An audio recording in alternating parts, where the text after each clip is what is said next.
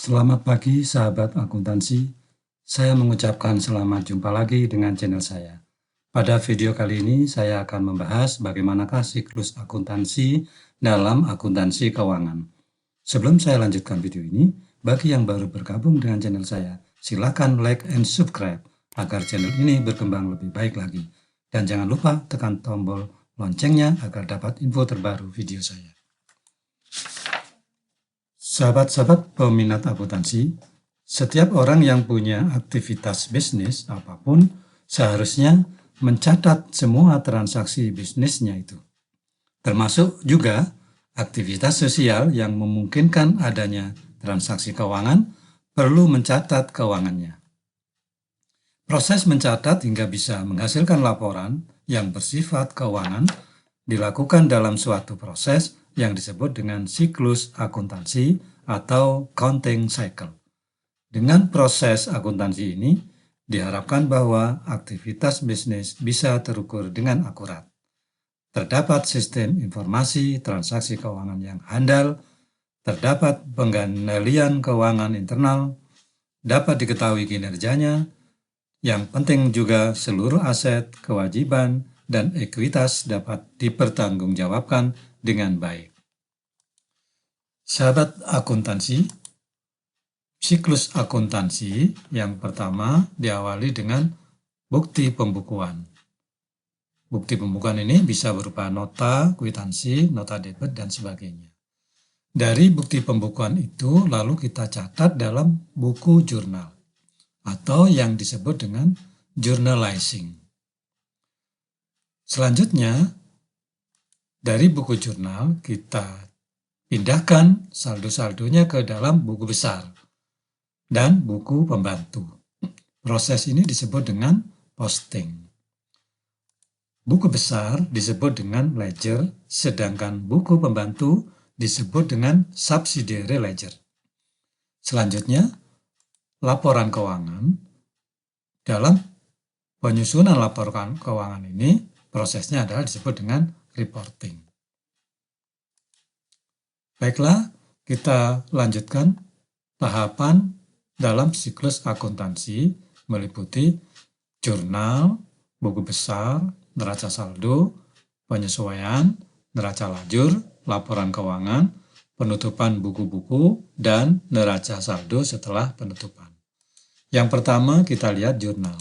Jurnal merupakan pencatatan pertama bukti transaksi keuangan secara kronologis dengan mendebet dan mengkredit suatu akun dengan nilai transaksinya. Maka proses mencatat dalam jurnal disebut dengan journalizing. Ini contoh jurnal yang sudah terisi. Kita lihat dari jurnal ini ada beberapa langkah yang harus dilakukan oleh seorang penata buku. Yang pertama adalah mencatat tanggal dan bulan serta tahunnya. Di sini tahunnya 2017, bulan Januari tanggal 1. Langkah pertama. Kemudian langkah yang kedua adalah mencatat akun yang didebet. Di sini contohnya adalah akun kas didebet, kemudian termasuk nilainya dicatat di kolom debit 5 juta. Langkah yang ketiga yaitu mencatat akun yang dikredit. Di sini contohnya modal aman sebelah kredit, kemudian nilainya juga di kolom kredit 5 juta. Yang keempat yaitu memberikan uraian. Di sini uraiannya adalah penyetoran oleh pemilik. Tahapan berikutnya adalah buku besar. Buku besar merupakan buku yang berisi akun-akun untuk mencatat transaksi keuangan perusahaan. Mencatat dalam akun dilakukan dengan memindahkan akun jurnal ke akun-akun yang sesuai di buku besar. Proses inilah disebut dengan posting. Ini contoh posting yang dilakukan dari jurnal umum ke dalam buku besar. Dari contoh ini kita lihat ada beberapa langkah.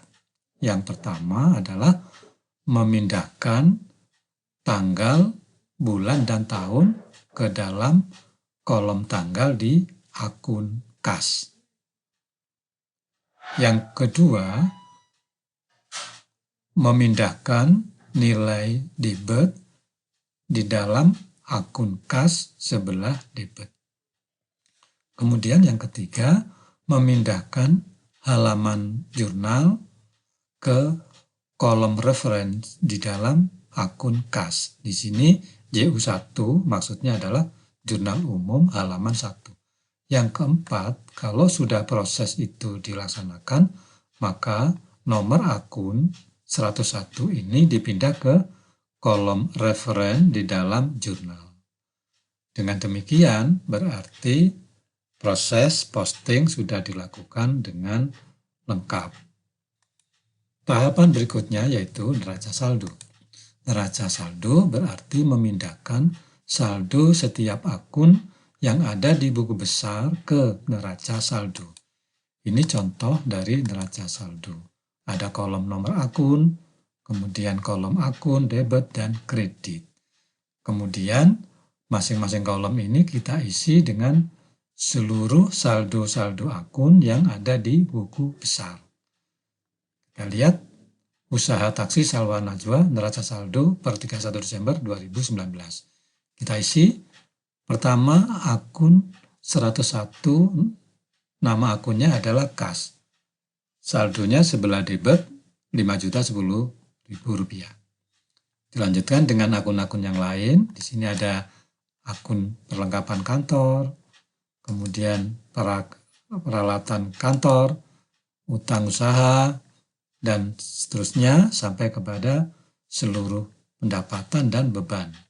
Kemudian masing-masing kolom debit kita jumlah, kolom kredit kita jumlah ke bawah, nilainya 9.300.000, ini sebelah debit harus sama. Artinya bahwa neraca saldo itu mempunyai fungsi untuk mengontrol masing-masing jumlah yang ada di buku besar. Kalau ini sama, debit kreditnya berarti dikatakan saldonya balance.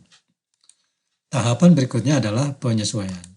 Penyesuaian atau disebut adjustment sebagai proses pengakuan hak dan pendapatan atau kewajiban dan beban terhadap akun transaksi keuangan yang belum selesai sampai pada akhir tahun akuntansi. Contoh daripada jurnal penyesuaian seperti ini. Jurnal penyesuaian ini sudah diisi, kemudian sebelah debit diisi dengan pertama tanggal, bulan, dan tahun 31 Desember 2019. Sebelah debit iklan dibayar di muka, kemudian sebelah kreditnya beban iklan. Kenapa bisa terjadi penyesuaian seperti ini? Karena di awal ketika perusahaan membayar beban iklan, itu dicatat seluruhnya dengan akun beban iklan. Tetapi beban iklan itu sampai akhir periode 2019 seluruhnya tidak merupakan beban, sehingga harus dilakukan penyesuaian. Nah, sisa iklan yang masih belum menjadi beban, maka dicatat pada iklan dibayar di muka sebelah debit. Sedangkan beban iklannya itu disesuaikan, dicatat sebelah kredit. Selanjutnya tahapannya adalah neraca lajur. Neraca lajur ini merupakan konsep atau kertas kerja seorang akuntan ketika akan menyusun laporan keuangan perusahaan pada akhir periode. Ini contoh kolom dari neraca lajur usaha taksi Salwa Najwa periode 31 Desember 2019. Kolomnya ada 10 kolom debit dan kredit ditambah dengan 2 kolom nomor akun dan akun. Kemudian neraca lajur ini kita isi dengan seluruh akun yang punya saldo di buku besar. Kita isi pertama nomor akun dan akunnya kita isi. Ini sudah. Kemudian setelah nomor akun dan akun kita isi, neraca saldonya juga kita isi seperti ini. Kemudian penyesuaian kita isi dengan jurnal penyesuaian yang sudah dilakukan, dimasukkan di kolom penyesuaian ini. Setelah itu neraca saldo setelah penyesuaian, laba rugi dan neraca juga diisi. Nah, di sini ketemu laba 307. Kemudian laba ini akhirnya menambah modal perusahaan. Terakhir, posisi daripada neraca sebelah debit dan kredit 28972. Sama debit dan kreditnya. Berarti pengerjaan daripada neraca lajur ini betul atau tidak terjadi kesalahan. Tahapan berikutnya yaitu laporan keuangan. Laporan keuangan itu merupakan hasil akhir proses akuntansi selama satu periode akuntansi. Laporan keuangan dapat dikatakan sebagai suatu penyajian terstruktur tentang posisi keuangan dan kinerja keuangan perusahaan. Ini contoh laporan keuangan. Ada 5 yang paling populer. Yang pertama adalah laporan laba rugi, yang kedua laporan perubahan ekuitas, yang ketiga laporan posisi keuangan, yang keempat laporan arus kas, yang kelima catatan atas laporan keuangan. Tahap berikutnya adalah tahap penutupan buku-buku. Penutupan buku digunakan untuk melakukan penutupan terhadap akun nominal yang masih bersaldo pada akhir periode akuntansi. Prosedurnya yang pertama mencatat dalam jurnal, yang kedua memindahkan akun jurnal penutup ke akun di buku besar. Ini contoh jurnal penutupan. Jurnal penutupan dilakukan setiap akhir tahun. Kemudian yang ditutup adalah pertama akun pendapatan, kedua akun beban, yang ketiga akun saldo laba, dan keempat akun prive. Untuk akun pendapatan ditutup dengan cara mendebet akun pendapatan jasa taksi. Untuk akun beban ditutup dengan cara mengkredit seluruh beban-beban. Kemudian untuk akun saldo laba ditutup dengan cara mendebet ikhtisar laba rugi, dan untuk akun prive ditutup dengan cara mengkredit akun prive masing-masing pemilik perusahaan. Yang kedua, posting penutupan. Dari jurnal penutupan tersebut maka kemudian dilakukan posting ke akun masing-masing. Contohnya ini adalah pendapatan jasa taksi. Pendapatan jasa taksi di awalnya adalah mempunyai nilai 1.155.000, kemudian ditutup pada akhir tahun Desember 31 sebelah debit dengan nilai yang sama. Sehingga akun pendapatan jasa taksi, debit dan kredit mempunyai nilai yang sama, yaitu 1.155.000 rupiah. Berarti akun pendapatan jasa taksi sudah ditutup. Selanjutnya tahapannya adalah neraca saldo setelah penutupan. Neraca saldo setelah penutupan dilakukan pada akhir tahun periode akuntansi dengan tujuan untuk menentukan apakah buku besar dalam keadaan seimbang untuk memulai operasional perusahaan pada tahun berikutnya. Ini contoh saldo, neraca saldo penutupan. Usaha taksi Salwa Najwa neraca saldo setelah penutupan per 31 Desember 2019. Di dalam neraca saldo setelah penutupan itu, maka akun-akun yang ada adalah hanya akun neraca. Sedangkan akun nominal sudah ditutup dan bernilai nihil. Nah ini antara lain kas, piutang usaha, perlengkapan, persekot, kendaraan, akumulasi, penyusutan, utang usaha, dan modal pemilik. Nah, sebelah debit kita catat di sini nilainya 28.84700, kredit 28.84700. Debit sama kredit harus sama.